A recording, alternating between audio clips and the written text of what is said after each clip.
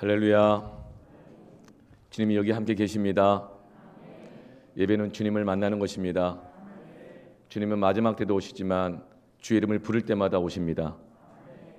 주님이 여기 계심을 믿습니다.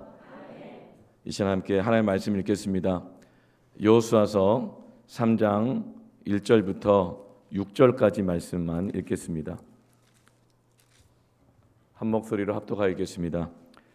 또 여호수아가 아침에 일찍 일어나서 그와 모든 이스라엘 자손들과 더불어 시딤에서 떠나 요단에 이르러 건너가기 전에 거기서 유숙하니라. 사흘 후에 관리들이 진중으로 두루다니며 백성에게 명령하여 이르되 너희는 레위 사람 제사장들이 너희 하나님 여호와의 언약궤 매는 것을 보거든 너희가 있는 곳을 떠나 그 뒤를 따르라. 그러나 너희와 그 사이 거리가 2000규빗쯤 되게 하고 그곳에 가까이 하지는 말라. 그리하면 너희가 행할 길을 알리니 너희가 이전에 이 길을 지나보지 못하였음이라 하니라. 여호수아가 또 백성에게 이르되 너희는 자신을 성결하게 하라. 여호와께서 내일 너희 가운데 기이한 일들을 행하시리라.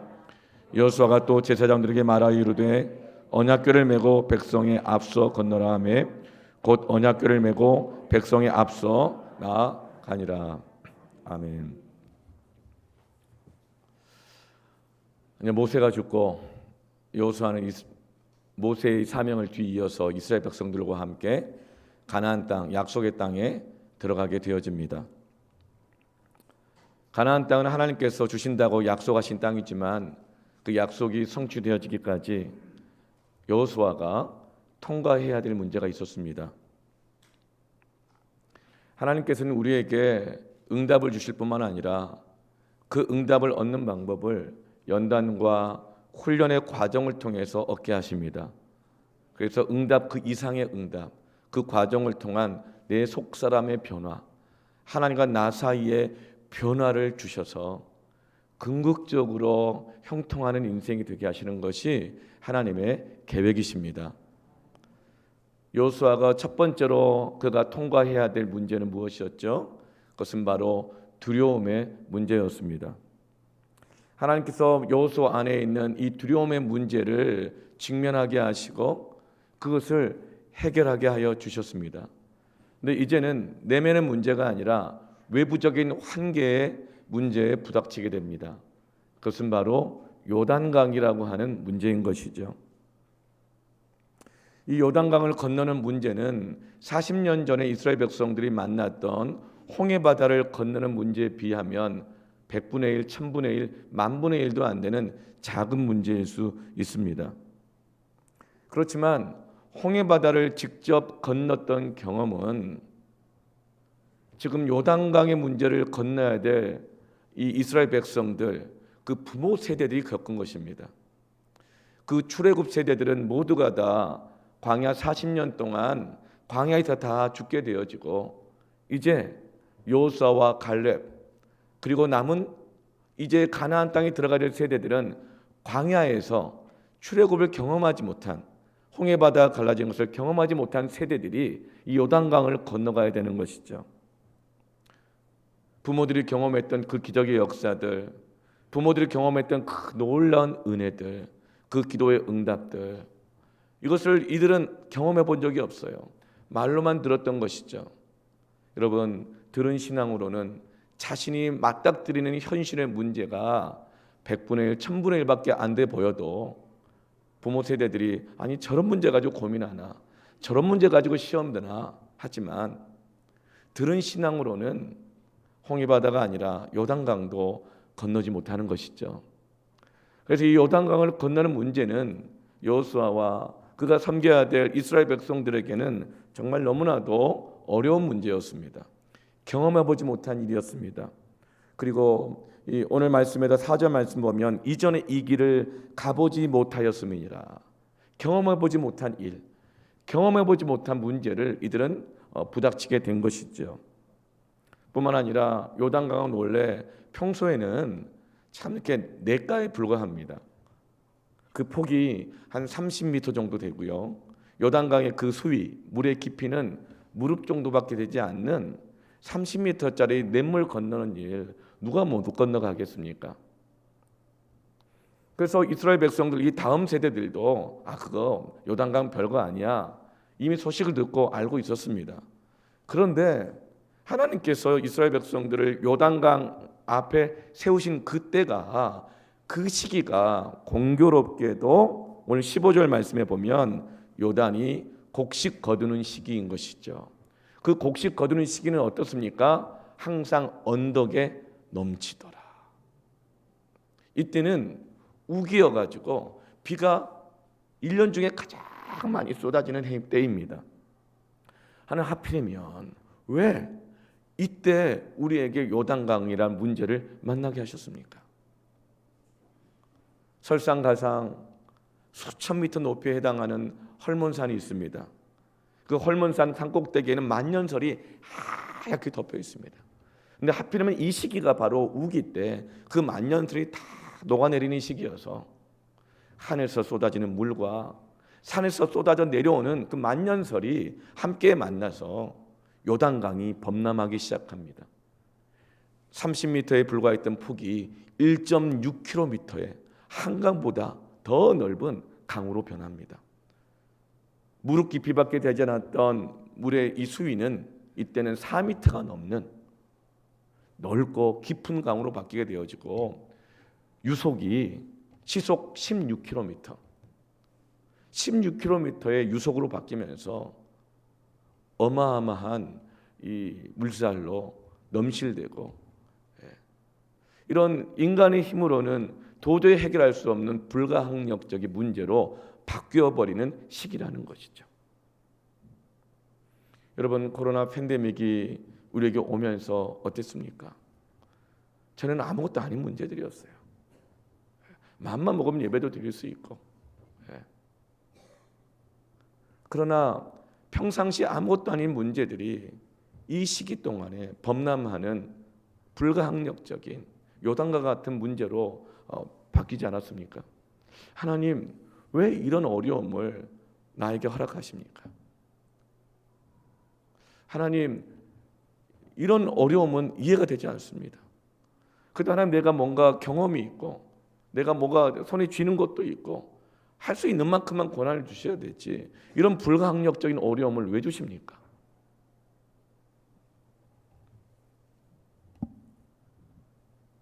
평소에는 아무것도 아닌 문제들이 이것저것이 함께 겹치면서 감당할 수 없는 문제로 범람해 버릴 때가 있습니다. 평소에 건강에 자신이 있었습니다. 밥 한 숟갈 먹는 거 소화도 잘 시켰습니다. 근데 갑자기 평소에 그 자신이 있던 것들이 감당할 수 없는 병마로 질병으로 내게 몰아 닥칠 때가 있습니다. 평소에 그렇게 건강하던 남편이 돌도 씹어먹을 것 같은 내 아들이 갑자기 감당할 수 없는 병마에 시달릴 때가 있어요. 하나님, 왜 이런 어려움을 주십니까? 평소에 회사 다니는 문제, 회사에서 맡는 일들 별 문제 없이 다 해결할 수 있었어요. 그런데 갑자기 감당할 수 없는 일들이 막 일어나면서 내가 그 업무를 감당할 수 없는 어려움이 막 생기는 것이죠. 재정적 문제가 막 생기기도 해요. 관계 어려움이 생기기도 해요. 난 평소에 사람들하고 관계 잘 맺는 줄 알았어요. 근데 시기적으로 원치 않는 여러 가지들이 막 겹치면서 사람들과 관계 맺는 것이 너무나도 어려워지고 힘들어지는 것이죠. 지금 이스라엘 백성들은 평소에는 별 문제가 아니었던 요단강이라고 생각했는데 와보니 범람하고 있는 것이죠. 200만 명 이상의 남녀노소가 함께 모이고 가축들까지 또 이삿짐까지 다 챙겨서 이 범람하는 요단강을 건너는 것은 불가항력적인 일입니다. 불가능한 일로 보여요. 도무지 인간의 상식과 경험과 이성으로는 해결할 수 없는 문제가 되어버린 것이죠. 하나님께서 왜 우리에게 약속의 땅으로 들어가라 하셨는데 정작 그 두려움까지도 해결해 주시면서 용기를 내요. 약속의 땅을 향해 가게 하시는데 이런 어려움을 만나게 하실까요? 왜 하필이면 이 시기에 이 문제를 우리에게 만나게 하실까요? 하나님께서는 우리에게 약속하신 것을 반드시 이루시는 하나님이신 줄로 믿습니다. 근데 하나님은 우리 생각 이상의 은혜를 주시는 하나님이십니다. 이 우리의 힘과 능력으로는 경험으로는 도무지 해결할 수 없는 문제를 만나게 하심으로 가나안 땅을 주실 뿐만 아니라 그 연단의 과정을 통하여서 하나님과 나 사이를 완전히 새롭게 하기를 원하십니다. 우리의 가정을 완전히 새롭게 하기를 원하십니다. 그래서 인간의 방법과 생각으로는 해결할 수 없는 이 문제를 통과하게 하심을 통하여서 자기 힘으로 자기 방법으로 자기 생각으로 살아가다가 하나님과 거리가 적당히 멀어졌다가 나중에는 하나님으로부터 아예 떠나 있거나 그랬던 그 사람들이 그 불가항력적 문제 앞에서 하나님께 돌아오도록 하게 하시는 하나님의 선하신 뜻이 있는 것이죠. 오늘 이 불가항력적 문제 앞에서 하나님은 여호수아와 이스라엘 백성들이 어떻게 반응하게 하시는가? 오늘 1절 말씀에 또 여호수아가 아침에 일찍이 일어나서 그와 모든 이스라엘 자손들과 더불어 시딤에서 떠나 요단에 이르러 건너가기 전에 거기서 유숙하게 하십니다. 언제요? 아침에. 근데 아침도 시간 총 여러 종류가 있잖아요. 새벽도 있고 아침에 밥 먹을 시간도 있고 출근하는 시간도 있고 중간 아침, 늦은 아침 종류가 있는데 이 아침은 어떤 아침이죠? 이른 아침, 일찍이. 네. 여기서 아침에 일찍 일어났다. 이 뜻은 무엇이냐면 부지런했다. 이런 뜻이 아닙니다. 물론 여호수아는 부지런해요.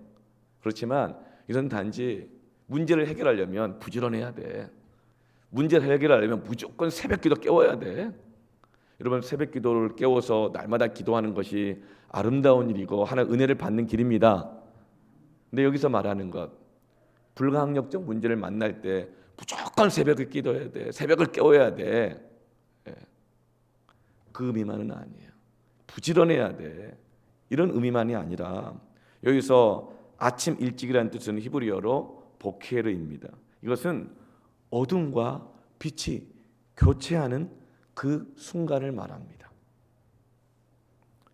어둠이 걷히고 해가 아직 뜨지는 않았지만 새벽의 미명이 밝아오는 바로 그 순간, 그 시간이 바로 보케르요 아침 일찍이라는 것이죠. 지나간 어둠의 시간들을 흩어버리시고 이제는 새날이 새롭게 시작되는 그 순간이 왔다는 것입니다. 어디에서요? 요단강이라고 하는 내 힘으로는 안 되는 그 문제를 만날 때가 바로 지나간 어둠이 흩어지고 이제는 여명이 밝아오고 하나님이 주시는 새로운 시간이 시작되는 시간이라는 것을 말씀해 주고 있는 것입니다.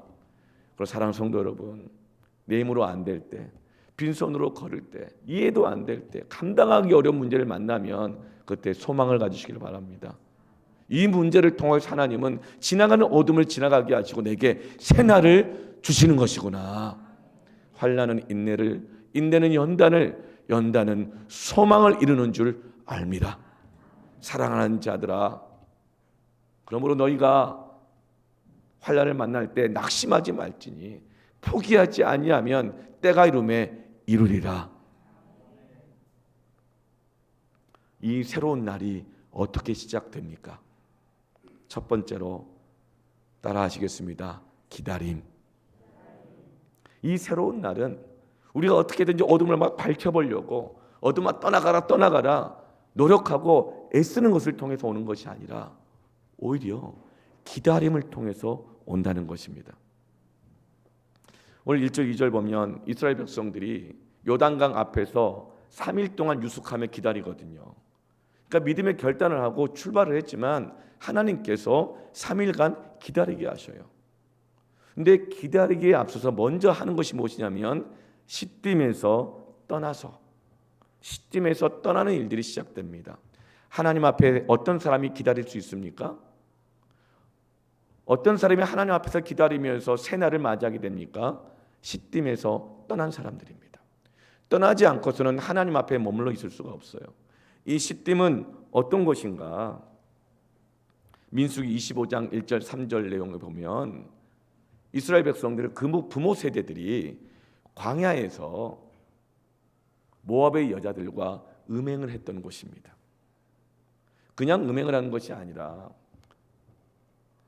이 지금 요단강을 건너야 될 이 다음 세대, 자녀 세대들의 부모들이 모세를 따라서 모세오경 말씀을 듣고 또 듣고 또 듣고 듣고 또 듣고 듣고 듣고 맨날 예배하고 접었다 폈다 이사가고 또 예배하고 모든 게 예배 중심, 모든 게 말씀대로 순종, 말씀대로 순종 안 하면 저주를 받을 것이다, 말씀대로 순종해야 형통할 것이다, 이 말씀을 계속 들은 거예요.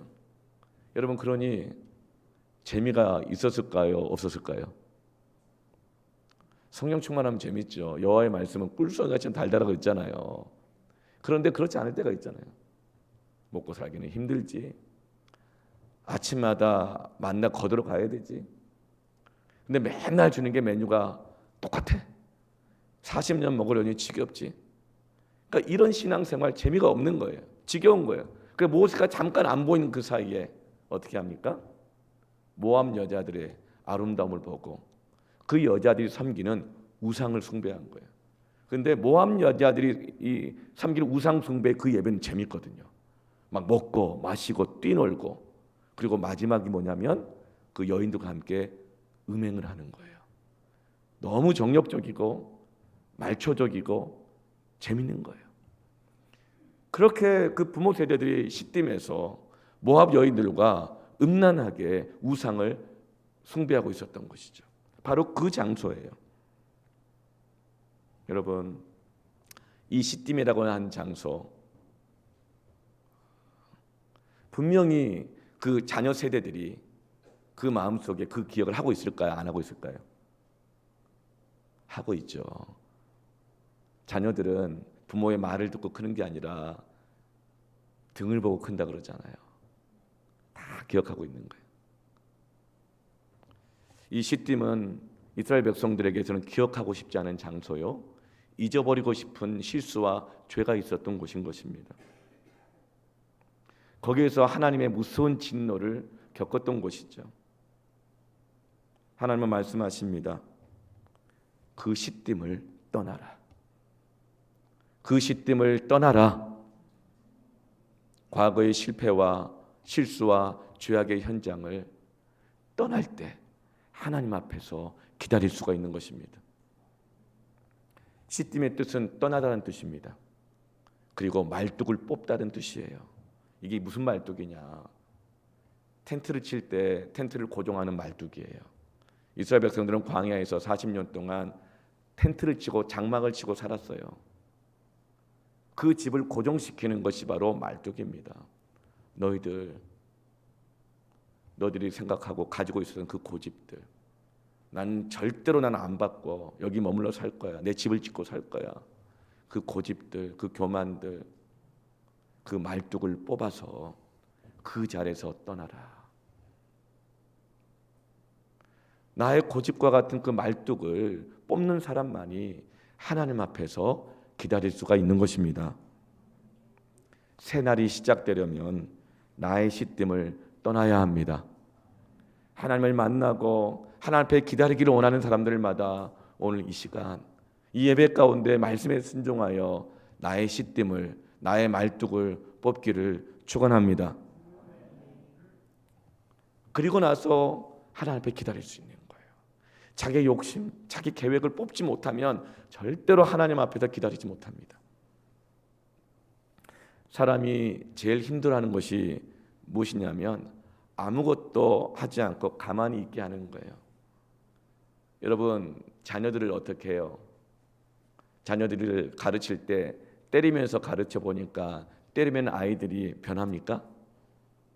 사실 그렇게 때려서 변화시키는 것은 이렇게 한계가 있다는 것을 다 알고 계시잖아요. 그렇죠? 그럼 애도 상하고 부모인 나도 상해요. 때리면 3살 때까지는 아이들을 적절하고 훈계하고 회초리 들을 필요가 있겠지만 3살 이후부터는 여러분, 아이들을 때리면 부모도 변하고 아이도 변하고 안 좋게.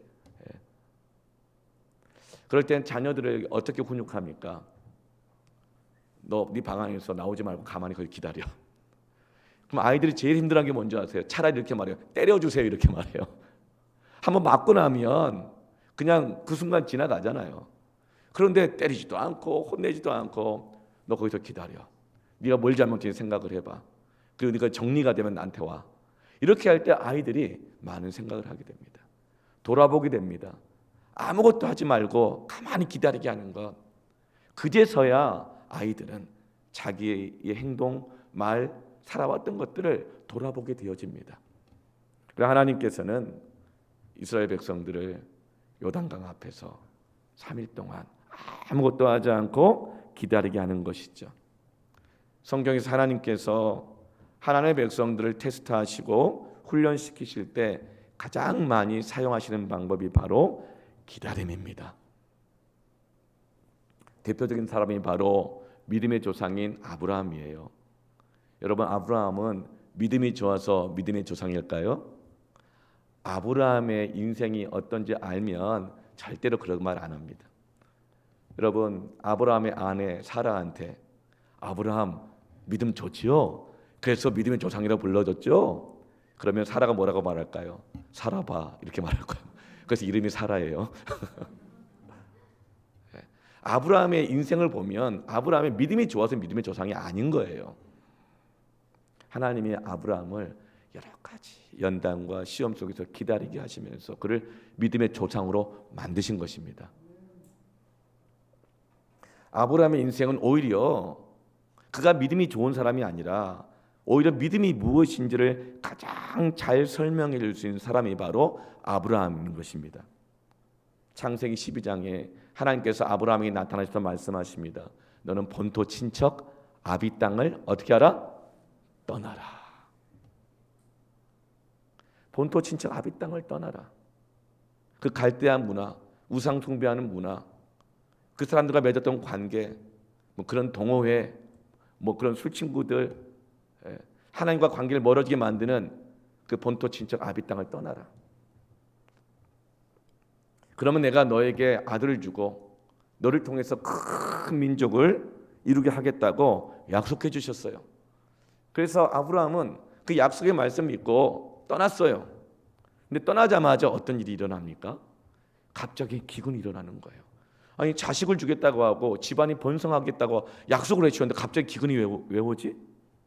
차라리 그때는 아들이 없는 게, 식구가 늘어나지 않는 게 다행인 거죠.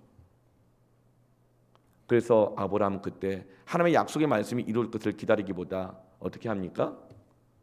애굽으로 내려가서 그 기근을 피하여 거기서 먹고 살 방편을 찾기로 결정하고 행동합니다. 말씀의 응답을 기다리지 않아요.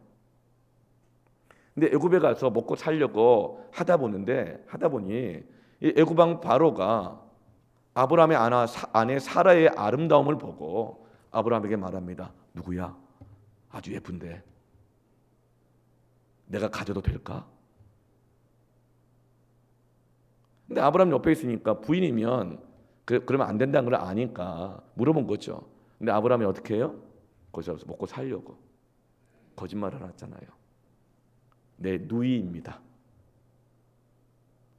그래서 이 바로가 그 말을 듣고 속아가지고 사라를 자기의 침수로 들이잖아요. 그게 아브라함이에요. 예. 약속의 말씀을 듣고 출발했는데 기근 만났다고 부인까지 팔아먹는 그런 찌질한 인간이 아브라함이거든요.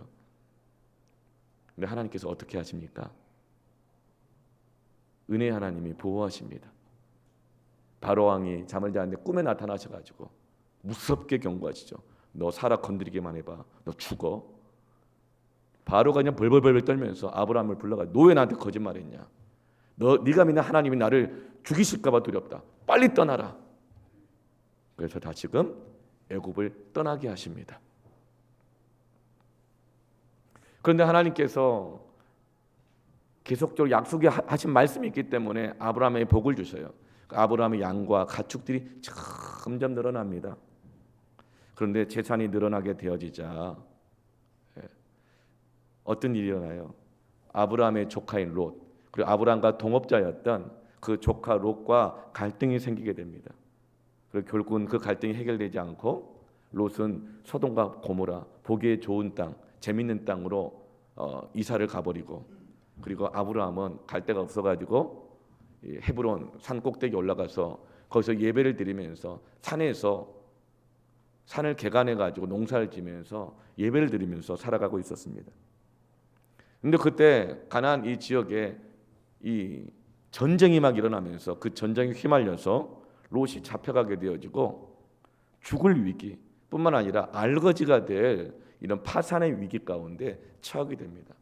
그런데 헤브론에서 하나님 앞에 엎드려 예배하고 있던 아브라함이 예배 중에 그 조카를 불쌍히 여기는 하나님의 마음을 받아서 목숨 걸고 그 조카와 그 가족을 구출해내잖아요.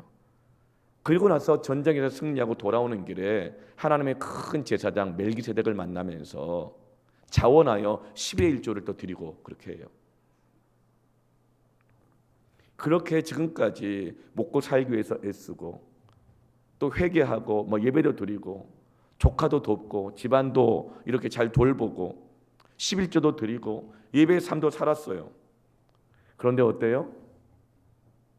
자식이 없어요. 여전히 하나님의 약속의 말씀이 이루어지지 않고 있다는 거예요. 이제는 먹고 살만 하니까 어때요?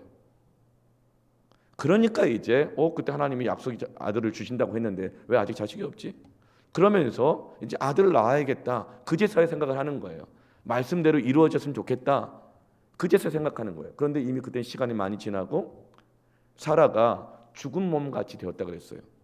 이미 임신이 불가능한 경수가 끊어진 것이죠. 그래서 깊이 낙심한 사라가 이런 생각을 해요. 아마도 하나님께서 내 몸으로는 안 되니까 저 여종 하갈을 통해서 아들을 주시려고 하는 것이 하나님의 뜻이 아닐까라고 말하면서 자기들끼리 의논해가지고 그게 하나님의 뜻이라고 생각해서 자기 생각을 하나님의 생각이라고, 자기 방법을 하나님의 방법이라고, 약속의 말씀을 기다리지 않고 자기 생각과 방법대로 서로 합의해가지고 아브라함이 그만 하갈의 침소에 들어가서 낳은 아들이 누구죠? 이스마엘입니다. 그렇게 해서 자기 생각과 자기 방법으로 이것이 하나님의 뜻이라고 하면서 얻어냈어요. 그런데 그 결과가 무엇입니까? 그 이후로 13년 동안 아브라함과 하나님의 동행이 없어져 버려요.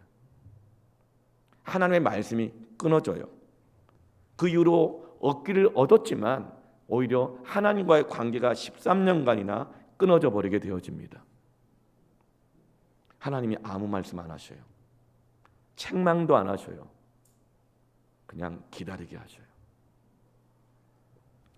13년 만에 하나님께서 아브라함에게 찾아오셔서 처음 하시는 말씀이 창세기 17장 1절이에요.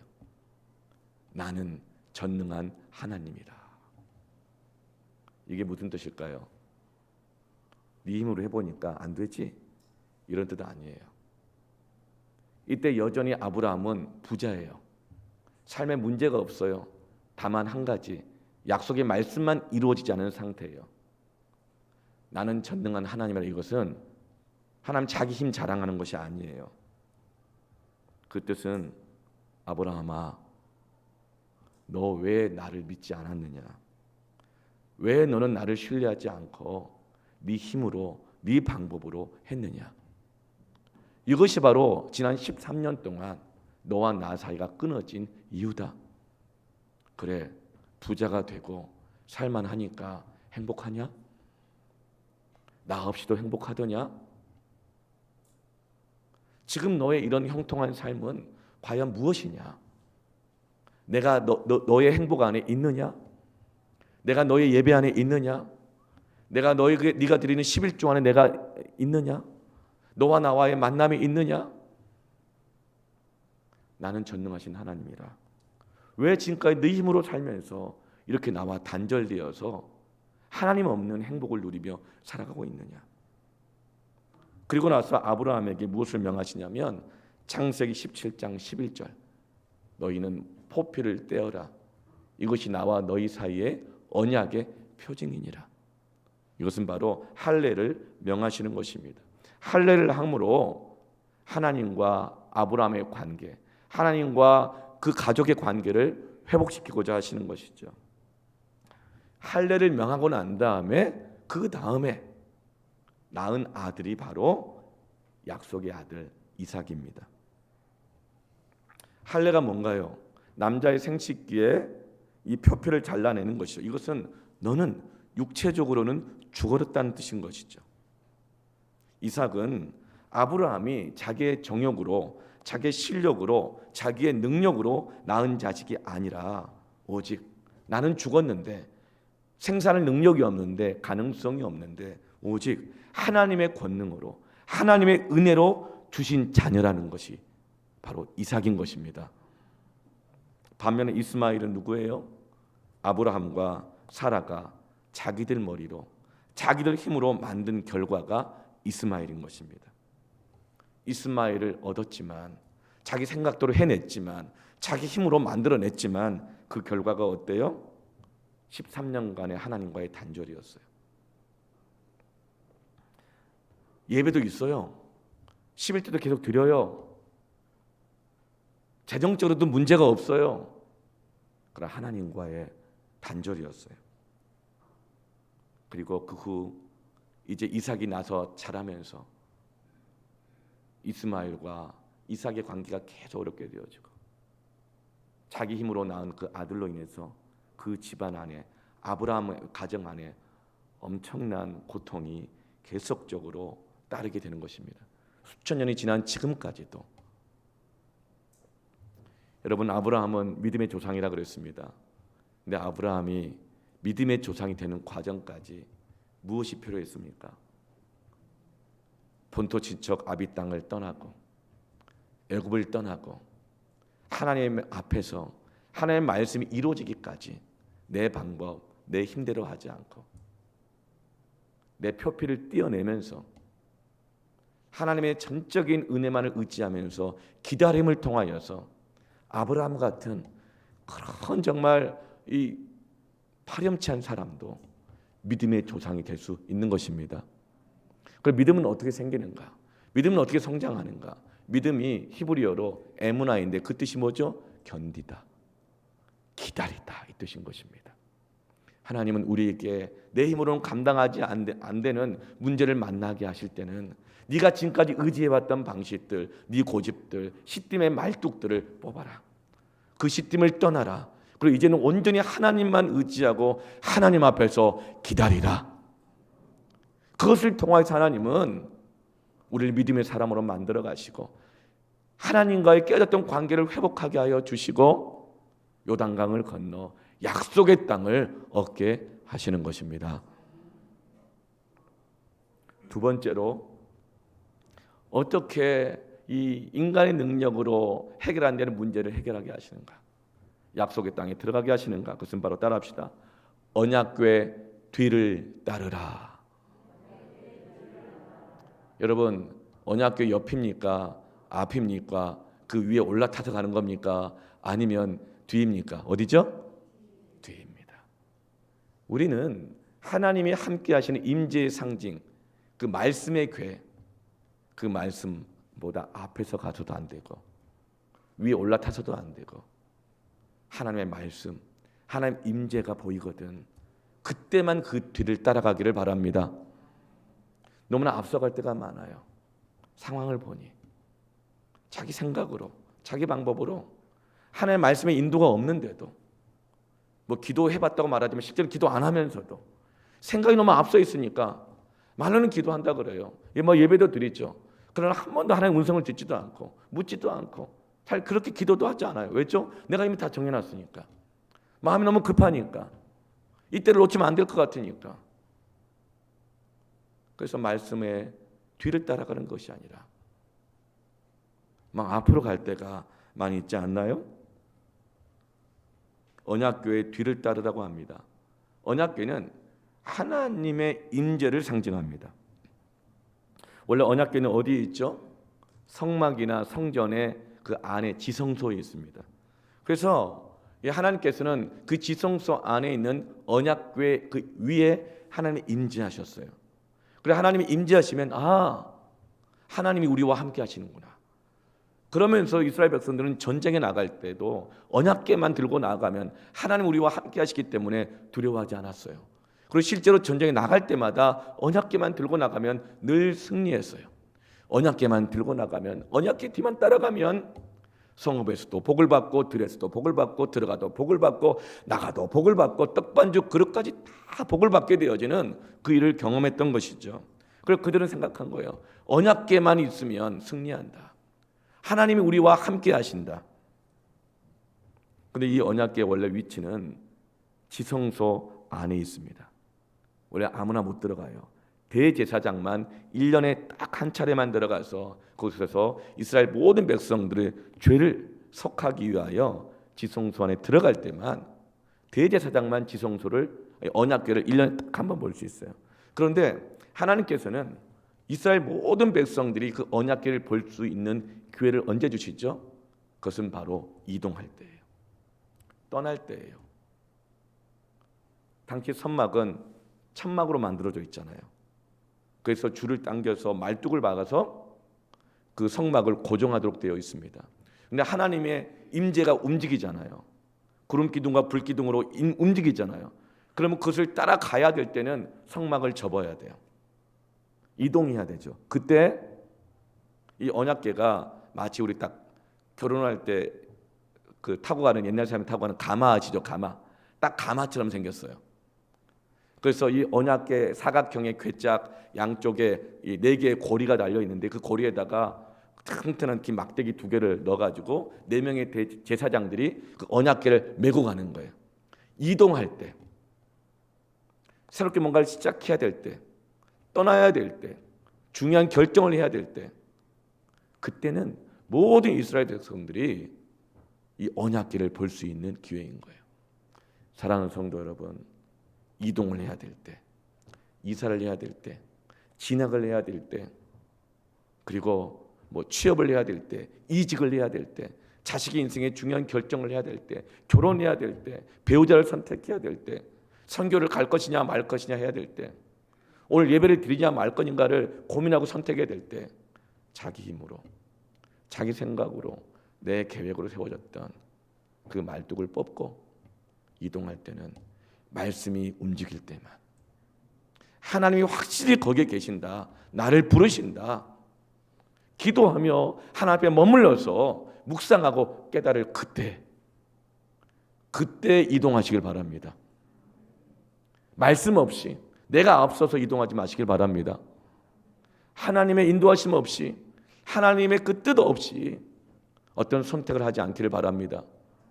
그렇게 해서는 또 다른 요단강, 또 다른 홍해만 만날 뿐이고, 내 힘 내 방법으로 해서는 이스마엘만 만들어낼 뿐인 거예요. 그것이 고통이요, 다람쥐 쳇바퀴처럼 돌아가는 굴레에서 벗어나지 못하는 이유가 되는 것입니다.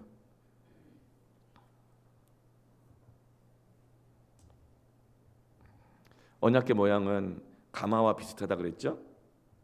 근데 하나님이 이 언약궤 위에 임재하시는데 언약궤 어디로 임재하실까요? 언약궤 속으로 들어가실까요? 어디에 임재하실까요?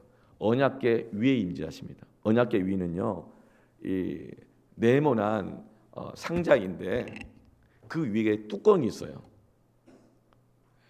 그 뚜껑의 모양이 어떻게 되어 있냐면 우리 무슨 냄비 뚜껑 같이 되어 있는 것이 아니고 이런 사면이 다 이렇게 벽이 만들어져 있는 큰 네모난 쟁반 같은 모양입니다.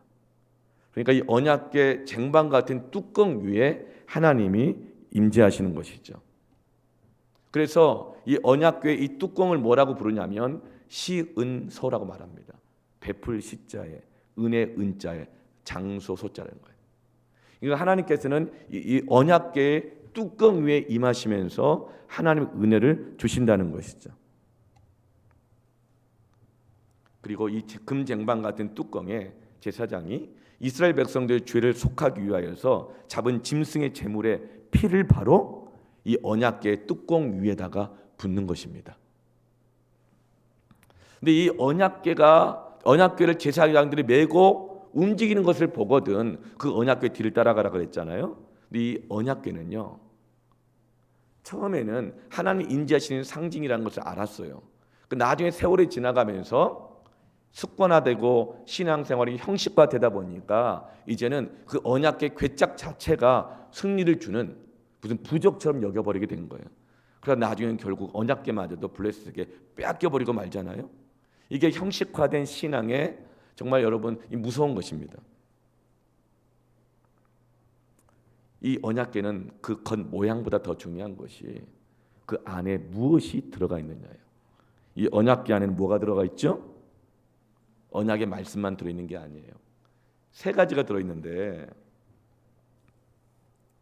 이스라엘 백성이라면 누구나 다 아는 기적의 상징물 세 가지가 들어가 있어요. 첫 번째가 바로 아론의 싹난 지팡이가 들어가 있습니다. 지팡이는 죽은 나무잖아요. 싹이 날 수가 없잖아요. 근데 아론의 지팡이에 싹이 났어요. 살구꽃이 피었어요. 기적이죠.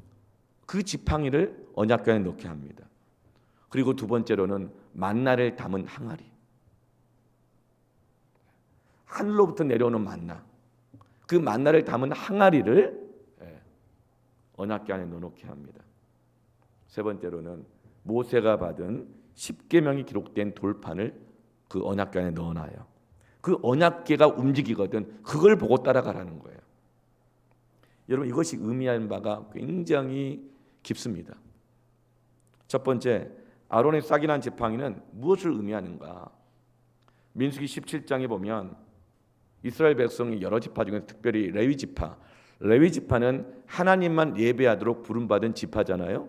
근데 그 레위 지파 안에도 제사장이 있고 찬양하는 자가 있고 성전 기물을 만드는 자가 있고 성소를 관리하는 자가 있고 청소하는 자가 있고 다양하게 그 성소를 섬기는 여러 직분들이 있어요. 레위 지파 안에는. 그런데 그 중에 고라 자손들이 있어요. 고라 집안. 이 고라 집안은 찬양하고 하나님을 예배하는 은사와 직분과 달란트를 받았어요. 그래서 이 고라 자손들이 늘 사람들 앞에서 찬양하고 예배하고 하고 나면 이제 제사장이 와서 예배를 집례하고 말씀을 주고 이렇게 하거든요. 근데 어느 날 이 고라 자손들이 이렇게 생각하는 거예요. 맨날 우리는 찬양만 하고, 여러분 찬양팀 얼마나 여러분 정말 힘들어요. 매번 일찍 와가지고 1시간 반 더 일찍 와가지고 찬양팀 연습해야 되죠. 토요일 오전에도 와서 남는 다 토요일 오전 다 노는 시간 쉬는 시간 교회 와서 막 연습해야 되죠. 예. 얼마나 힘들어요. 그러다 보니까 고라자서 이렇게 생각한 거예요. 왜 우리만 이렇게 고생해야 돼? 그러면서 왜 아론 집안만 제사장이 나와야 돼? 우리가 시다발이야? 죄송합니다. 이런 말씀. 우리가 보조야? 그러면서 자기의 직분을 하찮게 여기고 비교하고 사람 보면서 원망이 막 생긴 거예요. 그래서 그들이 고라 자손이 막 모입니다. 그리고 고라 자손 중에서 지휘관급 250명을 또 같이 모읍니다. 그래서 거기서 반역을 꾀해요. 왜 우리만 이런 일을 해야 되느냐? 왜 아론 자손만 저 집안만 제사장이 되어야 되느냐? 그러면서 모세에게 와서 따집니다. 우리가 제사장 하겠다. 우리도 제사장 하겠다. 그렇게 했을 때 하나님이 진노하십니다. 모세가 제사장을 세운 것이 아니고 찬양하는 자로 세운 것이 아니고 모세는 하나님의 명령을 받아서 세우는 자였거든요. 근데 모세에게 원망하고 자기들이 제사장 되겠다고 하니 하나님은 이것을 하나님을 향한 대적으로 받아들이시면서 하나님이 무섭게 진노하시는데 어떻게 진노하시냐면 갑자기 고라 자손이 사는 그 집안, 그 땅에 싱크홀이 생기면서 땅이 무너져 내리면서 그 집채로 고라 자손들이 거기에 빠져서 다 몰살당하고 맙니다. 하나님 무섭게 진노하십니다. 하나님께서 정하신 것을 원망하고 불평하고 하나님 맡겨주신 것을 하찮게 여기면서 원망하고 대적했던 그 교만을 무섭게 진멸하셔요. 그리고 그 반역에 동참했던 250명의 지휘관들은 예배를 드릴 때 쓰였던 향로에서 갑자기 화염방사기 같은 불이 확 나오면서 그 250명의 동참자들 다 불살라서 징계하십니다. 뿐만 아니라 갑자기 전염병, 연병이 돌면서 14,700명이나 되는 사람들이 함께 무서운 심판을 받게 됩니다. 그리고 나서 하나님께서 이스라엘 12지파의 각 족장들에게 말합니다. 전부 다 지팡이 하나씩 다 가져와. 지팡이는 족장들의 권위의 상징이거든요. 지팡이 다 가지고 와. 그리고 나서 성소 앞에 두게 합니다. 그리고 하루가 지나서 보니 다른 족장들의 지팡이는 아무 변화가 없는데 오직 아론의 지팡이에 싹이 나는 겁니다. 꽃이 피는 겁니다. 기적인 것입니다. 이것은 뭡니까? 제사장은 하나님께서 선택하신 아론을 통해서다. 하나님의 권위를 보여주시는 것입니다. 그리고 모세의 권위를 세워주시는 것이죠. 그리고 나서 이 아론의 쌍난 지팡이를 언약궤 안에 간직하게 합니다. 왜 이런 아론의 쌍난 지팡이와 같은 기적을 주셨고 왜 그 지팡이를 언약궤 안에, 언약궤는 말씀만 있는 것 같잖아요. 그 안에 왜 이 지팡이를 간직하게 하실까요? 민수기 17장 10절에 아론의 지팡이는 증거궤 앞으로 도로 가져다가 거기 간직하여 반역한 자에 대한 표징이 되게 하여 그들로 내게 대한 원망을 그치고 죽지 않게 할지니라. 그 언약궤를 바라볼 때마다 그 부모 세대들의 반역, 불순종, 교만을 기억하게 하면서 그 자녀 세대들이 반역에 대한 표징을 범으로 일어나는 그 부모 세대와 같은 원망을 그치고 하나님의 징계를 피할 수 있도록 아론이 쌍난 지팡이를 언약궤 안에 간직하게 하고 그들은 언약궤를 볼 때마다 아론이 쌍난 지팡이를 생각하는 것이죠. 원망을 그치는 것이죠. 아론이 쌍난 지팡이는 그냥 신기한 기적의 상징물이 아니고 신기한 기적의 어떤 물건이 아니라 바로 반역한 자에 대한 표징인 것입니다. 이 반역의 표징이 언약궤 안에 들어있다는 걸 기억하세요.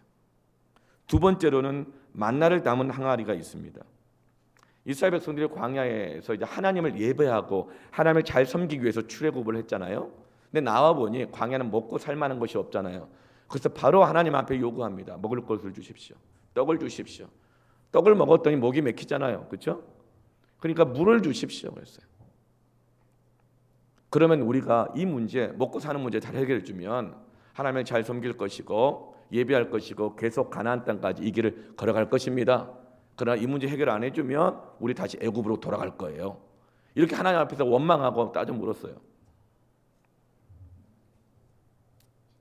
그런데 그 이스라엘 백성들이 40년 동안 매일같이 하나님의 그 은혜, 그 만나를 먹고 마시고 경험했고 반석에 나오는 물을 경험했음에도 불구하고 그 문제만 해결되면 어때요? 더 잘 섬기겠다고 해놓고 또 믿음이 변질되고 또 먹고 살만해지면 가만 보니 하나님 섬긴다고 말을 하면서도 결국은 자기가 만든 형상, 우상을 숭배하는 것이죠. 이것이 바로 이스라엘 백성들의 모습이었고 그것을 생각나게 하는 것이 바로 만나를 담은 항아리인 것입니다. 만나가 담겨진 항아리는 부모 세대들의 하나님 앞에서의 원망과 불평의 불순종의 상징물이었던 거예요.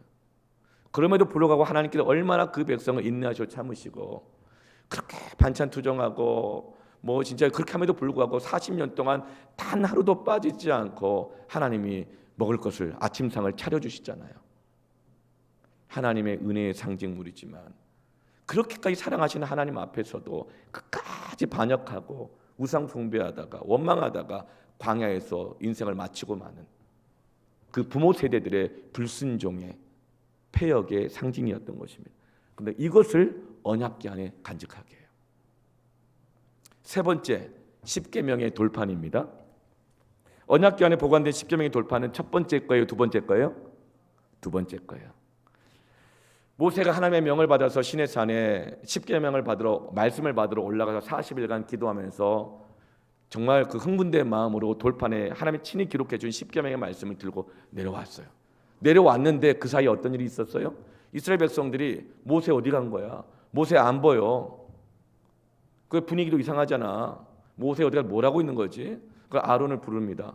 아론, 당신 제사장 아닌가? 당신이 모세의 수종을 들고 넘붙잖아. 그러니까 이 분위기 좀 봐. 빨리 수습해야지. 뭔가 대안을 만들어. 그렇게 막 부담을 주니까 아론이 어떻게 해요? 금 귀걸이, 반지, 목걸이 다 가지고 와.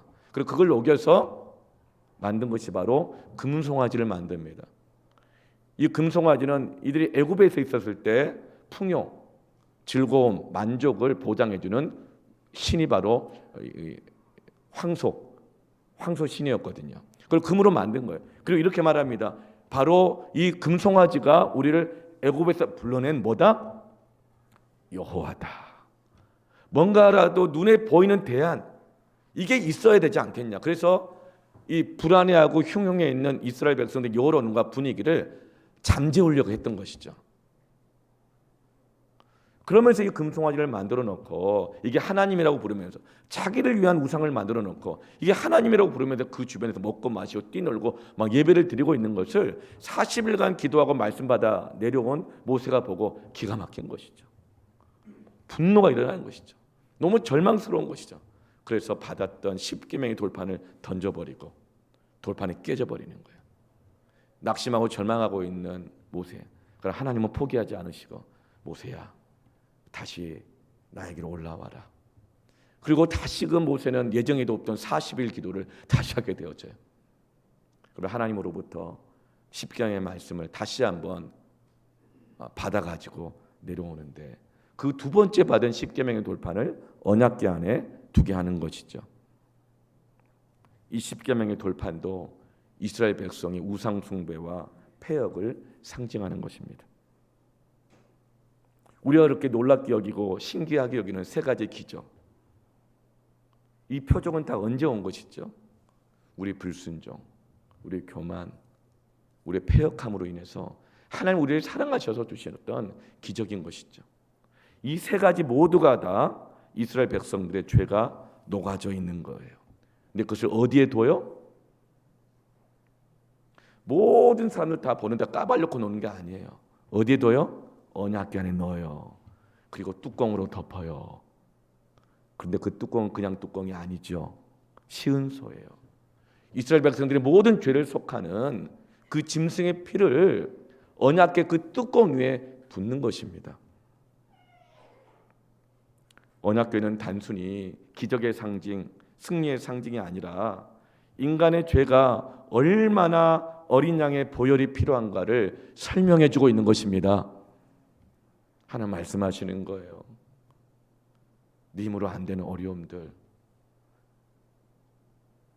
네 방법으로 풀어보니 안 되잖아.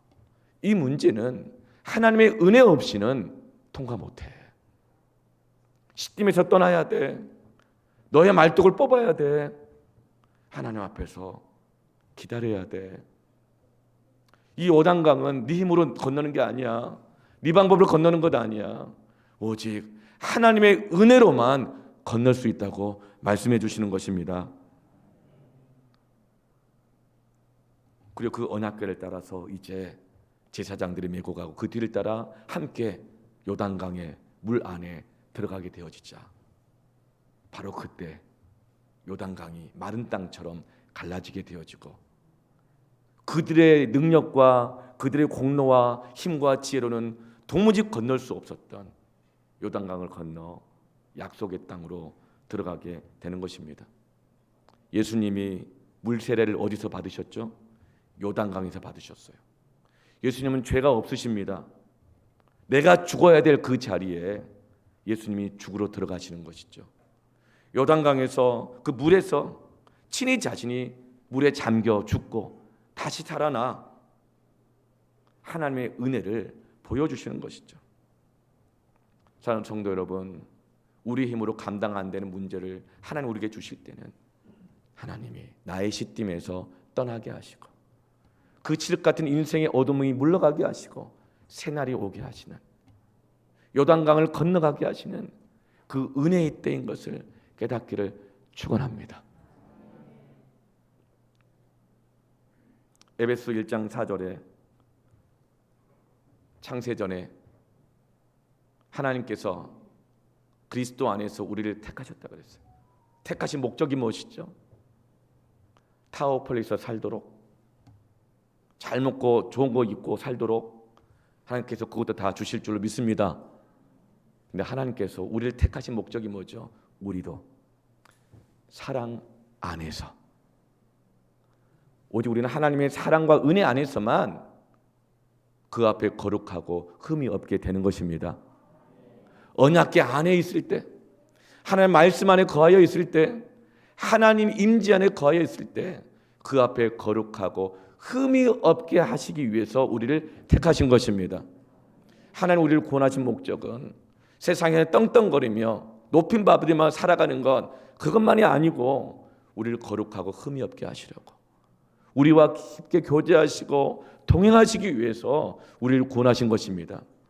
근데 우리가 너무나 자기 힘과 자기 생각과 계획으로 막 살아가고 있는 거예요. 점점 하나님부터 멀어져 가고 있는 거예요. 그러면서 11조도 드리고 있고 예배도 다 드리고 있어요. 그러면서 이것이 하나님의 뜻이라고 말은 하지만 사실은 하나님 앞에서 기도하고 하나님의 뜻 앞에 순종하는 것이 없는 거예요. 말뚝을 뽑은 적도 없는 거예요. 떠난 적도 없는 거예요. 그런데 자기는 하나님 따라가고 있다고 말을 해요. 그런 우리들을 다시금 거룩하고 흠이 없게 하셔서 하나님을 사랑하고 하나님의 사랑을 받고 하나님과 동행하는 사람으로 만드시기 위해서 요단강과 같은 문제를 우리에게 허락하시는 것입니다. 에베소서 5장 26절 27절에 이는 곧 물로 씻어, 무엇을 씻냐면요, 에베소 5장은 부부를 말해요. 가정, 남편과 아내를, 가정을 곧 물로 씻어 요단강에 들어가게 하는 거잖아요. 근데 그 물은 뭐죠? 바로 언약궤, 말씀으로 깨끗하게 하사 거룩하게 하시고. 왜 언약궤를 따라 요단강 안에 들어가게 해요? 씻김을 떠나게 해요? 깨끗하게 하시길 원하시는 거예요. 왜냐하면 27절에 자기 앞에 영광스러운 교회로 세우사, 그 부부를, 그 가정을 주름 잡힌 것이나 흠이나 티가 없는 영광스러운 그 가정을 교회로 세우시기 위해서, 그 가정들이 모인 교회가 티나 주름 잡힌 것이나 없는 거룩하고 흠이 없는 교회로 세우시기 위해서 요단강과 같은 문제를 허락하게 하시고 그 앞에서 말씀을 의지하여 깨끗하게 씻어주시는 것입니다. 이 시간 함께 찬양대 올라와 주시고요. 오늘 우리가 함께 찬양하며 예배할 때 지금까지 내 힘으로 내 생각으로 살아왔던 시딤에서 떠나기를 축원합니다. 내가 정해놓았던 그 말뚝들을 뽑아 말씀 안에 거하고 말씀이 인도하는 대로 걸어가기를 원합니다. 그럴 때 어두움이 물러가고 새날이 올 것입니다. 요단강이 갈라지고 가나안 땅에 들어가게 될 줄로 믿습니다. 그러므로 여러분, 우리 너무 조급하게 내 생각으로 먼저 움직이기보다 언약궤가 움직이는 것을 볼 때까지, 하나님이 거기 계시는 것이 확신하게 될 때까지 믿음으로 하나님을 신뢰하며 기다리시길 바랍니다. 하나님의 말씀이 인도하시는 곳이라면 내가 나아가고, 하나님 멈추라고 하면 내가 멈추겠습니다.